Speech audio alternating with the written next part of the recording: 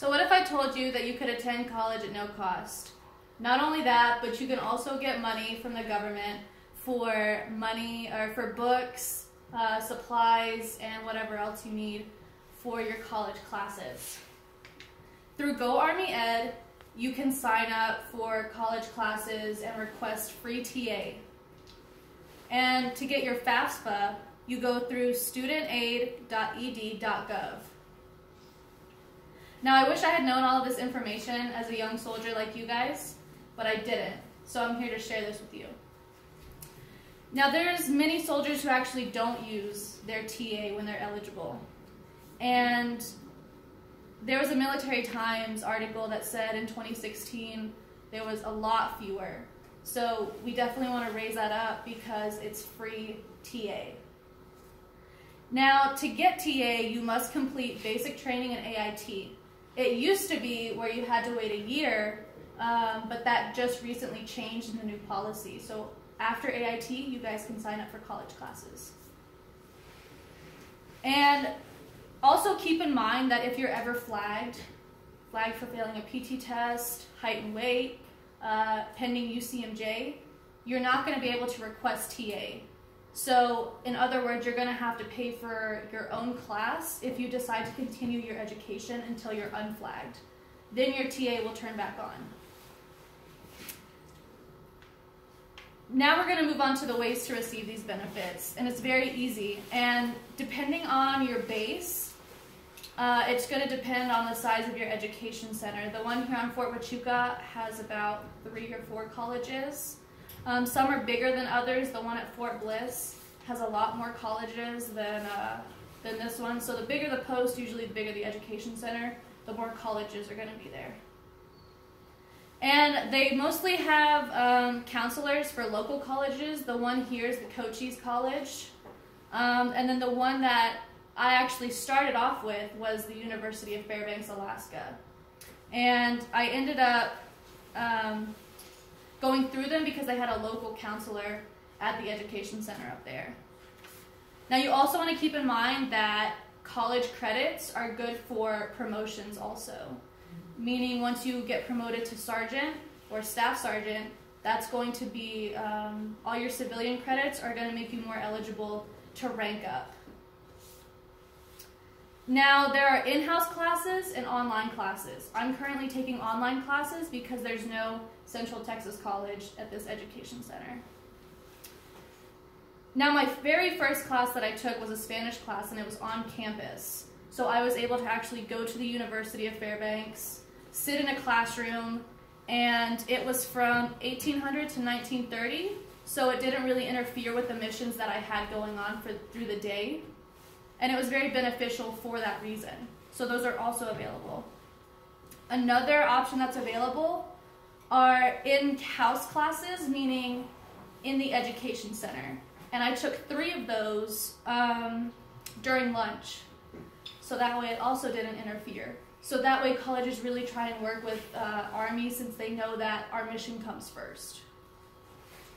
And right now I'm taking online, and you can also do that when you're deployed too. There's also education centers overseas that you can take online classes, in-house classes. It just depends on what they have over there. Now everyone can take advantage of this, but it's definitely different for the sub-branches like the National Guard and Reserves. With the National Guard and Reserves, you don't actually completely get free TA like active duty. You have to pay a portion of it. I think it might be, you might have to pay up to $400, I want to say, per class, but you can also use your FAFSA, which we'll talk about later, to pay for those classes. So really you might still get free classes, just depending on how much you get approved for in FAFSA. And also, if you have previous civilian education, it's also transferable. So if you took a few college classes before you joined the Army, those are still good. You just have to make sure that you either go with the school that you were previously with, or if you change your school, you have to make sure that you do your transcripts and let the other school get your transcripts so they can put those into your credits. Now there's also something called the JST, which I think everybody can benefit from, definitely. The JST is credits from your military schools or education, meaning your basic training, your AIT, and any other Army schools. Those are transferable towards credits like electives. It just depends on what kind of school that you have. So I'm gonna get my bachelor's in logistics. Since I went to a logistics school in AIT, those will count towards college credits for me, so that way I don't have to take those classes. Now we're going to talk about the FAFSA. Now the FAFSA means free application for student federal aid, or for federal student aid. And anyone can sign up. It doesn't matter if you're single, if you're married, if you have 10 kids, it doesn't matter. Everybody can sign up. And you go ahead and sign up at studentaid.ed.gov, and make sure you have your tax returns handy because they're going to ask for that information. And if you need help with that, the education centers can also help you.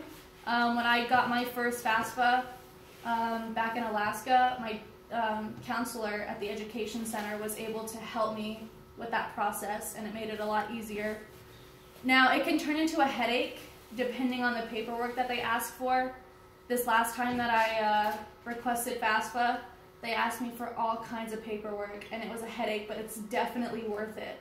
It's money that you don't claim on your taxes. It's basically free money that you use on books, gas to get to the school if you need, parking passes, whatever you need, the FAFSA can help you. Now, in conclusion, you definitely want to look into this. It's so beneficial for everybody, and it's something that isn't really taught. So definitely look into it.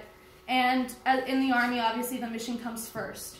So if you're in the field, if you're on deployment, while you're taking college classes, talk to your teachers and they could work with you. Usually every college that's at an education center, they're able to work with you because they know that we're military and they know that we're not going to be there all the time. We're not going to have our laptops here all the time. So talk to your teachers and they can work with you. And ask your NCOs, if you get to your unit, ask the NCOs here. It's really beneficial. They should know a lot about this because everybody should be taking advantage of this. It's to prepare for the future because we're not going to be in the Army forever. And a college education is so important nowadays. So you definitely need to take advantage of this while you can. Now I'm going to be showing you a PowerPoint on how to request TA on Go Army Ed. So for you guys, this will be after you finish school. You can go ahead and do this. Can everybody see? Okay, so this is the Go Army Ed website. This is exactly what the homepage looks like. So once you're here at this point, you're going to want to log in. Once you hit log in, you're going to have to log in with your CAT card, correct? Or if you're just getting started, you go ahead and sign up where it says Get Started. And your education counselors can also help you get started with Go Army Ed. Once you're in, this is what it looks like. So it's going to show your degree, it's going to show your progress, and it's going to show what you have left. So right now, this yellow bar is my 2 classes that I have. Now when you want to request TA, it's really simple. You go right here where it says Request TA. And then, once you're actually in this, you're going to look up, I put government in there, so it just depends on the acronym that your school has for each subject. And then you're going to put in the number. So my next government is 2306. So that's what I put. And then once you're finished with that, you can hit next, and it's going to search all of the classes. It's going to have a big long list of classes. It's for overseas classes, in-house classes. You definitely want to pay attention to this part right here. It's over on the very left side, and it's going to be under DL, or under school, and then like kind of DL overseas contract. That means that it's only for overseas students. So you're going to want to definitely take a look at that. If you want to take online classes, it'll say online. If you want to take in-house classes, it'll say in-house. So, which your education advisor can also assist you with if you have one. So once you find the class that you want, you're going to want to request your class. Once you click that, I actually had to change it since my government, I already signed up for government. So I changed it to a Spanish class using the same steps I previously used. For this one, I would have to pay for it because it is well over my TA. It's $1,000. So I would have to pay for it because TA only covers, I want to say it's $650 per class. And you can take up to, I want to say 16 classes per fiscal year. So with that, I would actually have to pay for this class. And it'll say, warning, you must pay. That way you know that TA is not going to pay for it. And if TA will pay for it, it'll actually be TA will pay X amount of dollars here. So that's what it will say. Once you do that, you scroll down and then it'll say request class. And then that's how you sign up. So that's how you request your TA. Thank you.